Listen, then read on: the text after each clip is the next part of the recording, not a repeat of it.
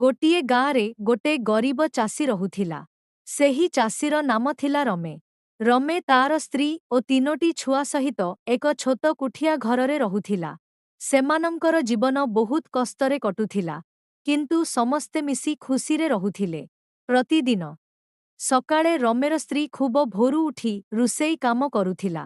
ସେ ଚୁଲିରେ ଆଗ ଜଳାଇ ଛୁଆମାନଙ୍କ ପାଇଁ ଭାତ ଓ ଶାଗ ରନ୍ଧୁଥିଲା। ରମେ ଏହି ସମୟରେ ତାର ଲାଙ୍ଗଳ ଓ ବୃଷଭ ନେଇ କ୍ଷେତକୁ ଯିବା ପାଇଁ ପ୍ରସ୍ତୁତ ହୁଅଥିଲା। ଗୋଟେ ଦିନ ରମେ କ୍ଷେତକୁ ଯାଇଥିବା ବେଳେ ମାଟି ଭିତରେ କିଛି ଚମକୁଥିବା ଦେଖିଲା। ସେ ଆଶ୍ଚର୍ଯ୍ୟ ହୋଇ ମାଟି ଖୋଳିଲା। ମାଟି ଭିତରୁ ଗୋଟିଏ ପୁରୁଣା ସୁନାର ଗଡ଼ା ବାହାରିଲା। ଗଡ଼ାଟି ଭିତରେ ବହୁତ ସୁନା ମୁଦ୍ରା ଥିଲା। ରମେ ଭଗବାନଙ୍କୁ ଧନ୍ୟବାଦ ଦେଇ ସେ ଗଡ଼ାଟି ଘରକୁ ନେଇ ଆସିଲା। ସେ ଓ ତାର ସ୍ତ୍ରୀ ଖୁସି ହେଲେ, କିନ୍ତୁ ରମେ କହିଲା, ଏହି ଧନ ଆମେ ଭଲ କାମରେ ବ୍ୟବହାର କରିବା। ଗାଁର ଗରିବ ଲୋକଙ୍କୁ ସାହାଯ୍ୟ କରିବା। ସେହି ଦିନଠାରୁ ରମେର ପରିବାର ସୁଖରେ ରହିବାକୁ ଲାଗିଲା ଏବଂ ଗାଁର ସମସ୍ତେ ତାଙ୍କୁ ସମ୍ମାନ କରିବାକୁ ଲାଗିଲେ। ଭଲ ମନ ଓ ପରିଶ୍ରମ କରୁଥିବା ଲୋକଙ୍କୁ ଭଗବାନ ସଦା ସାହାଯ୍ୟ କରନ୍ତି।